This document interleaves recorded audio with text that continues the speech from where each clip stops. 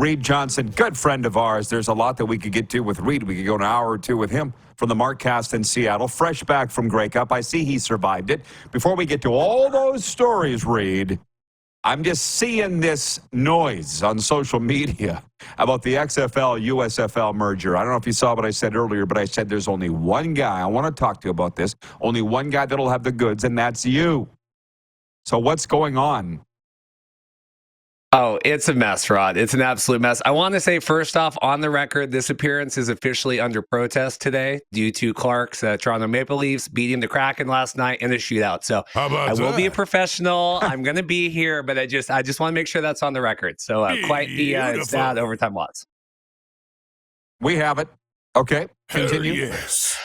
It's a mess, Rod. They came out yesterday. We have, conflicting reports, no league official announcements of any kind. Danny Garcia is posting stuff on her Instagram. Few things we know for sure. They have passed the antitrust process. So the combined league's plan currently is to kick off in 120 days, Rod. 120 days here, March 30th, Elite 8, March Madness weekend. And we don't know anything. We don't know anything. There's still reports about the number of teams. Mike Mitchell saying there's going to be 8. People are obviously losing their minds about that because, you go from 16 to 8 teams. There's going to be a lot of people that are upset. I have coaches DMing me. What's going on? I have players. I have social media people. It's quite chaotic down here in the States right now.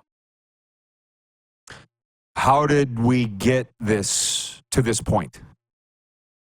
I think the idea was, right, let's not compete against each other. Let's come together, right? XFL and USFL both seem very adverse to spending or losing money of any kind. So the idea of this continual downsizing, XFL following season 1, they laid off a lot of the marketing people. We downsized ticket people. USFL now 2 seasons in, it's continuing. So it's now we're not growing by merging or expanding. We're joining forces and we're reducing down, I guess, trying to save some costs. The current plan, as we understand it, is similar to how the XFL played in season 1. So we'll fly into the cities, we'll house people in Arlington, and then we're kind of having this mishmash of it's either 5 and 3 in terms of the 2 leagues and their teams, or 4-4, depending on the reports you read. Okay, well, I know you're not happy about it. It's not like you wear the XFL thing. Do you have an XFL tattoo? I don't think you do. I don't. You don't wear it on your arm or butt, but how about your guy Arash? Like, for those that say the twice failed league and blah, blah, here's the CFL still going strong. Choo-choo.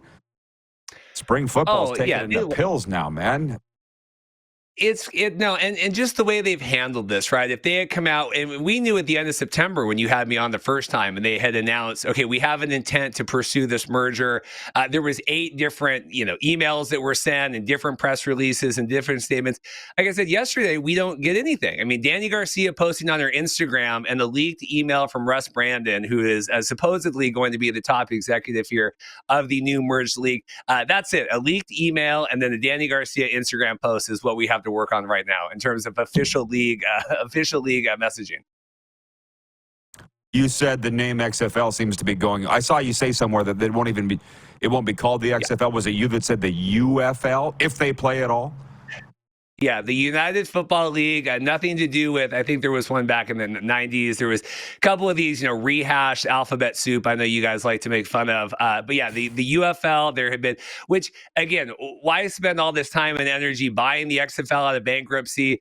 We're suing the old USFL people to get those trademarks. We tracked all of that 2 summers ago. We spent all this time and energy on these 2 different brands, and now we're going to get rid of both of them, and we're going to do, I guess, the United Football League, because we don't want to hurt feelings of either league. Like, I think that's why if ultimately they do 4 teams from each, it's just so that each league can save face and you don't have 5 XFL teams and 3 USFL. It's just weird. Like, we need to soothe the egos of everyone involved is at least kind of how I read it. Like, we don't want anyone to feel like, either one is saving face here. We got to kind of make sure it's an equal departure from both here. Do you feel the league will kick off in 120 days? I was asked that yesterday. We did a 2-hour live therapy session, probably the most viewers we'd had kind of concurrently on any of our streams. I don't know. Both of these leagues have operated as business as usual for the last couple of months here, which now I'm getting DMs from, people involved with teams that aren't making the merger reportedly. And they go, we've been signing people. We've been, we were told that we were playing regardless if there was a merger or not. And now that there is a merger, our team is going away. So what does that mean? So, both both of these leagues certainly, at least, there's been mixed messaging the entire time, and I don't know. I don't feel quite confident right now on it. I understand people are upset. I understand people say you should just be happy there's more spring football. From a fan perspective, my opinion doesn't really matter. It's more the players that are losing the opportunities. It's more the staff, the coaching, ticket sales people, social media people, communications people. There's hundreds of lives kind of involved in all of this, and I think from the beginning, this running business as usual was really short-sighted, and I kind of I don't know, it almost kind of misleading in terms of if you were worked for one of these leagues, you were hearing one thing when behind closed doors they were actively kind of working with the government to how can we reduce these teams down. I think it's very misleading if you worked for either of these leagues right now. It's sad and a bad look. Having said that, you must have been happy to hear about Touchdown Pacific's announcement. Just a little roadie for you, not far. I mean, you're not afraid to travel, but I'm sure you're planning to be in Victoria Labor Day weekend next year.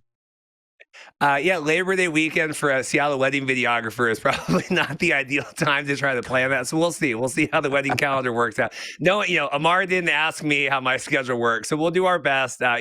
Going up to Hamilton here in November is a little bit easier for me for the Grey Cup, and we'll certainly be at the Grey Cup next year. But we'll see. It might be touchy. How bad do the Dolphins beat the Commanders on Sunday? It's going to be a bloodbath. I mean, it was a bloodbath against the Cowboys, your Cowboys here on Thanksgiving Day. I mean, it was as bad as anything I ever could have expected it to be. What was it, 45-10 or something? I mean, I was over at my mother's house. We had a build your own Bloody Mary bar, which kind of took care of a little bit of the pain of watching that game. But Ron Rivera is dead man walking. He's calling the defensive plays. He hasn't been the defensive play caller for years. We fired Jack Del Rio.